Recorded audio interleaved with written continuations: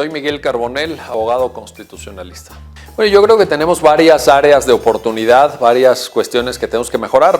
La principal de ellas tal vez se pueda resumir en la palabra impunidad. Según datos del INEGI, el 96% del total de delitos que se cometen en este país no son denunciados.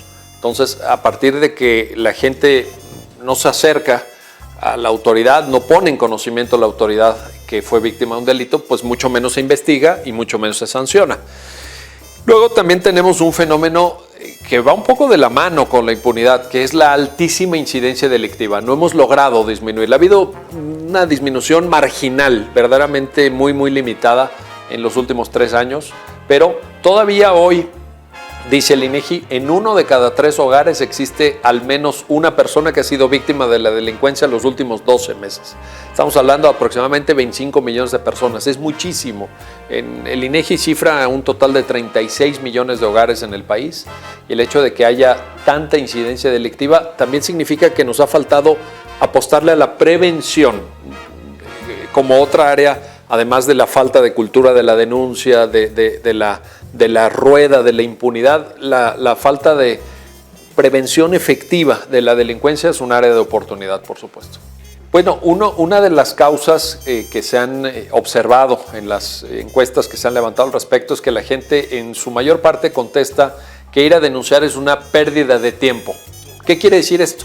Que la ciudadanía siente que ante el proceso demorado, tardado para levantar una denuncia, luego los resultados son muy escasos, no se ven.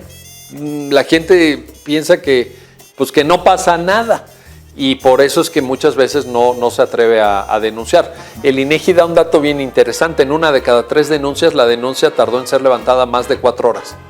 Más de 4 horas, es demasiado tiempo. Necesitamos eficientar, hacer más expeditos ese tipo de procedimientos. Son dos cosas diferentes. En México tenemos aproximadamente a un 40% del total de la población penitenciaria sin sentencia. Es decir, están privados de su libertad en lo que se sigue el proceso, lo que llamamos prisión preventiva, que puede ser con carácter oficioso o con carácter justificado. Entonces, ahí hay una fuerte tensión con derechos humanos, porque uno, dice la Constitución, uno se presume inocente. Sí. Oye, sí, te presumes inocente, pero de entrada ya estás en la cárcel. Entonces, ¿ahí qué pasó? Cuando es cierto que en términos del sistema interamericano de derechos humanos, la cárcel de carácter preventivo tendría que ser excepcional. Tendrían que ser casos verdaderamente muy limitados. Y aquí el 40%, eso no es muy limitado. Eso es casi la regla general. Entonces ahí tenemos un problema muy evidente. Y luego, en parte esto va de la mano con el hecho de que tenemos una defensa pública, una defensoría de oficio para las personas de bajos recursos, que no es de calidad.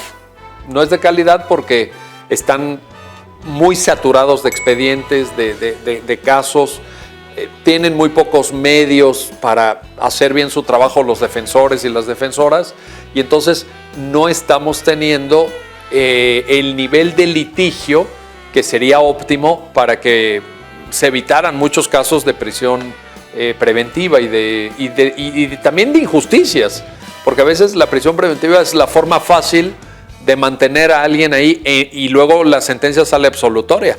Entonces es un problema serio.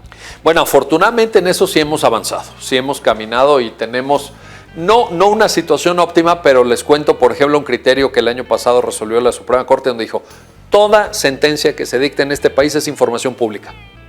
Toda, independientemente de la materia, y además se tiene que poner a disposición de cualquier interesado en los portales de internet de los poderes judiciales. Entonces, hoy en día tú buscas cualquier sentencia de la Suprema Corte, está en su página de internet, la que quieras, con protección de datos personales, claro. Eso sí, pero ahí está. Y en los estados tenemos que caminar hacia que todo lo vayan subiendo. Claro, se requiere servidores con buena capacidad de almacenamiento de datos, todo, pero ya la Suprema Corte ordenó que exista una total transparencia y una rendición de cuentas absoluta para que la gente vea qué está pasando, cómo se resuelven los asuntos, cuánto tardan, a favor de quién, si es sentencia condenatoria, absolutoria, etcétera. Entonces, en esa parte creo que tenemos algunas noticias buenas. En general no está funcionando. Y les doy un dato de nuevo de INEGI, 32% de las personas que ya cumplieron una sentencia penal vuelve a delinquir. O sea, la llamada reincidencia. 32%, una de cada tres. ¿Esto qué quiere decir? Que estamos fracasando a nivel de sistema penitenciario, pero también que fenómenos como el autogobierno, como la violación de derechos humanos al interior de las cárceles, permite o fecunda un ambiente propicio para que quienes están en ese sistema penitenciario luego se reintegren y cometan delitos incluso más graves.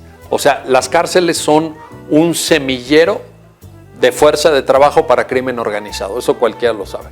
Y ahí es donde creo que estamos reproduciendo un círculo defectuoso que nos da muy mal resultado a nivel nacional. Pues lo primero es que el Estado prevalezca al interior de las cárceles, que el Estado ponga su propio orden. ¿Un autogobierno qué significa? La CNDH dice que aproximadamente en el 60% de las 400 cárceles que hay en el país se genera autogobierno. ¿Qué significa el autogobierno? Que ellos mandan. Ellos mandan. La autoridad se limita a hacer una vigilancia perimetral, es decir, prácticamente evitar que salgan. Al interior, en el terreno pues, de la cárcel, ¿qué sucede? La autoridad no entra. La autoridad no entra. Entonces, sí necesitamos imponer las reglas del Estado de Derecho adentro de los reclusorios. Necesitamos más personal. La ONU recomienda aproximadamente 1 a 1 por cada recluso un custodio, o cuando más 2 a 1 por cada 2 internos un custodio. Y en México estamos muy por debajo de ese nivel y tenemos que mejorar las condiciones de quien trabaja en el entorno penitenciario, porque no solamente los matan, tienen malos sueldos, no tienen seguros, etcétera, etcétera. Hay que mejorar las prestaciones de esas personas. Yo creo que hay áreas de oportunidad, pero la ley que rige los reclusorios en México es relativamente nueva, es la Ley Nacional de Ejecución Penal, que no tiene ni siquiera una década, que probablemente tenga áreas de oportunidad, pero no es un tema de diseño legislativo propiamente, es un tema de política pública, de capacidad de respuesta institucional, de pensar por qué y para qué queremos cárceles y reclusorios en México. Eso no se logra necesariamente con un diseño legislativo, con una reforma, etc., porque forma parte un poco a veces del populismo penal, pensar que cambiar la ley va a cambiar la realidad. Y yo creo que no, yo creo que leyes tenemos y tenemos muchas, y la mayoría más o menos buenas, mejorables, pero en fin, que sin duda si fueran aplicadas nos iría mucho mejor. Entonces, yo creo que es un tema más bien de política pública.